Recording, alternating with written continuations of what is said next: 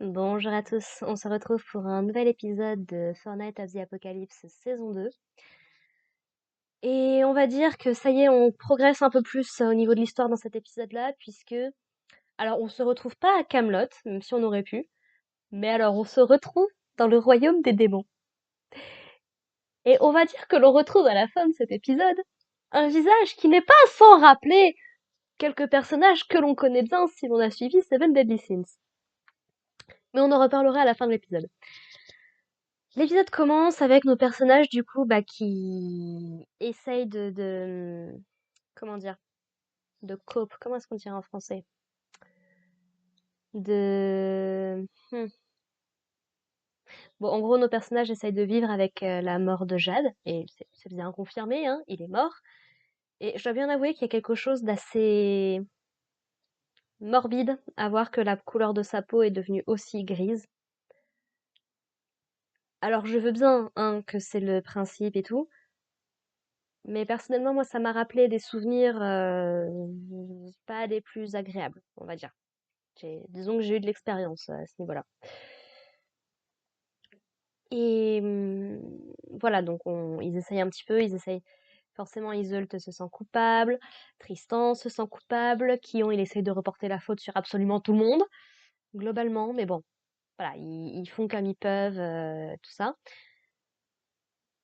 Heureusement, ils ont récupéré des informations grâce à Io. Et même en dehors de ça, ils ont réussi quand même à capturer une des chevaliers d'Arthur, qui accepte d'ouvrir la porte leur permettant d'aller à Camelot, puisqu'elle a une marque dans le dos, mais uniquement s'ils promettent de pas dire à Arthur que c'est elle qui a ouvert la porte, et Kion il est en mode «Mais tu crois vraiment qu'on va négocier en fait? C'est t'as le choix, c'est soit c'est nous qui te tuons, soit c'est ton roi, c'est toi qui vois». Donc elle ouvre la porte et elle est prête à se barrer. Malheureusement, Arthur a fait en sorte de placer une contre-mesure par rapport aux marques de ses chevaliers. Alors, on ne sait pas très très clair exactement ce qui lui arrive, mais a priori, elle a des bestioles qui lui sortent du corps, qui la tuent. Enfin, c'est ignoble. Ignoble, il faut arrêter ça.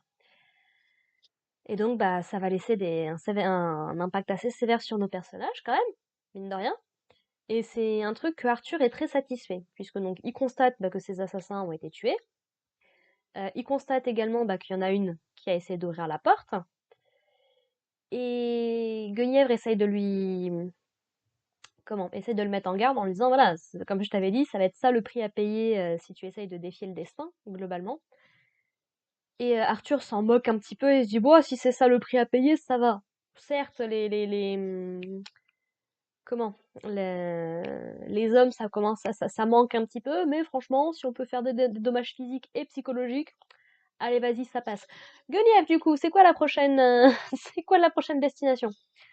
Et donc elle lui dit en gros qu'il va envoyer plus d'assassins, donc 6, ou plutôt 7, mais on en reparlera. Et qu'il y en a 2 qui vont s'enfuir et 4 qui vont mourir, je crois, ou inversement. Voilà, et du coup il décide d'envoyer le beau-frère d'Ironside.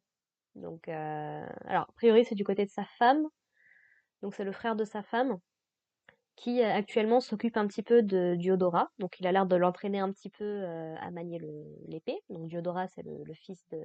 Enfin, supposément le fils de Ironside, le frère de Perceval, quoi que ça veuille dire. Et du coup, voilà, il l'entraîne un petit peu, il dit «Ah tiens, t'es devenu plus fort, tu serais pas en train un petit peu de passer au travers des gouttes pour t'entraîner tout seul? Bah écoute, moi je te laisse faire tant que t'en abuses pas, hein, parce que on sait bien que t'as la santé fragile.» Et du coup, bah, Diodora essaie de lui demande un petit peu de lui parler un peu plus de son enfance avec sa mère, ce qu'il fait. Et Diodora se pose la question de pourquoi est-ce que son père n'arrête pas de lui dire que Lyonesse est un Britannia, de manière générale, est un endroit terrible, alors qu'il entend des choses qui n'ont pas l'air si terribles que ça. Ça me fait beaucoup penser à la vision de Reiner dans l'Attaque des Titans en saison 4, si vous avez suivi. Et du coup, son oncle lui dit non, non, c'est pas tant qu'il ment, c'est plus que voilà, il t'aime, il veut te protéger. Donc c'est pour ça qu'il est peut-être un petit peu dur avec toi, mais clairement il t'aime, quoi. C'est son fils, il fera tout pour que tu ailles bien. Et du coup, bah, il est convoqué pour partir en mission avec les autres assassins.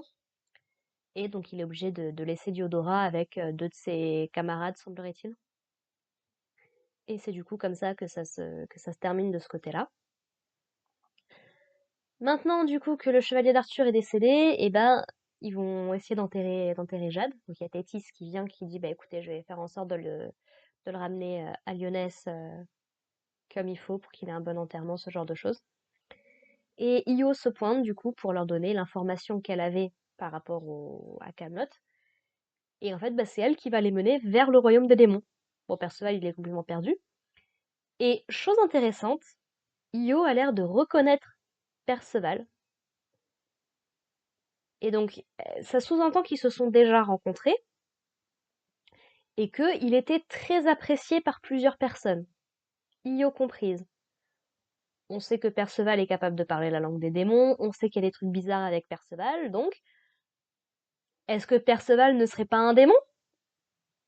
Voilà, truc de base, tu vois, on sait jamais. Mais voilà, lui, il a aucun souvenir et il explique, bah moi pendant 16 ans, j'ai vécu tout seul avec mon grand-père, donc est-ce que c'était quand il était plus jeune? Est-ce que Perceval est beaucoup plus vieux que ce qu'on pourrait croire? On va voir où nous mène toute cette histoire, j'ai très très hâte de voir la suite pour le coup. Et donc du coup, ils passent par une espèce de petit portail qui les emmène dans des souterrains, très similaire au truc des druides dans Seven Deadly Sins. Et du coup, donc ils doivent descendre tout un escalier pour aller dans les profondeurs. Et comme les chevaux, c'est un petit peu compliqué pour eux, et bah Donnie décide de les porter par télékinésie. Et visiblement, ils s'en sortent en un seul morceau. Et il y a un truc que j'ai trouvé trop trop mignon, c'est que le cheval de Tristan s'appelle Escanor. Et j'étais là, oh, c'est trop triste. Escanor, tu nous manques. Voilà, voilà. Et donc du coup, bah, ils finissent du coup par arriver plus ou moins dans le royaume des démons. Et Gawain montre qu'il y a deux problèmes. Bah, de un, il y a le miasma qui est pas super super bien pour les humains, mais Tristan utilise ses pouvoirs de déesse du coup pour leur donner une espèce de champ de force qui dure que 6 heures, mais ce sera déjà ça en plus. Et de deux, bah, c'est qu'il y a quand même pas mal de démons qui ont encore de la haine contre les humains, parce que, enfin, les humains et les autres races dans son ensemble, parce que je rappelle qu'ils ont passé 3000 ans enfermés, hein, à cause d'eux, et qu'il y a eu la guerre avant et tout, donc plus la guerre d'il y a 16 ans, donc voilà. Mais voilà, pour l'instant, il dit, bah, est-ce que vous voulez quand même y aller? Et puis personne est là, oui, oui, oui, de toute façon, on est déjà arrivé aussi loin, let's go. Et c'est là que du coup, un personnage, on sait pas exactement qui c'est, fait un rapport à un personnage qui est assis sur un trône en disant oui, on a détecté des machins, c'est peut-être des humains qui sont perdus, ou peut-être des gangs d'Arthur, on sait pas, machin et tout. Et donc le personnage là, qui dit ça lui en dit bah écoute, t'as capturé les, ramenez-les-moi quoi. Et on revoit Zeldris. Alors je suis pas méga surpris parce que bon, vous vous rendez bien compte que j'ai énormément de retard sur Seven Deadly, sur Final Fantasy Apocalypse. Je pense que ça n'aura échappé à personne. Donc j'ai vu passer un ou deux spoils par-ci, par-là, donc je savais, et puis c'est montré dans l'opening aussi, mais voilà, Zeldris est de nouveau de la partie.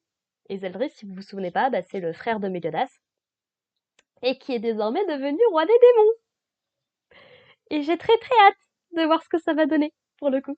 Donc ouais, franchement c'était un petit épisode. Franchement, je trouve que les épisodes sont hyper compacts, il se passe énormément de choses dans ces épisodes-là, donc c'est cool. C'est cool. Et du coup, je ne sais pas du tout où va se terminer la saison, comme là, je suis en pleine découverte, quoi. Donc, c'est très très hâte. Pour le coup, ça me donne énormément envie de continuer. Très contente d'avoir repris d'ailleurs mon visionnage de la série. Voilà, voilà. Bah écoutez, sur ce, moi je vous propose qu'on se retrouve la semaine prochaine pour parler de l'épisode 8. Et puis, bah en attendant, portez-vous bien. Allez, bye les gens.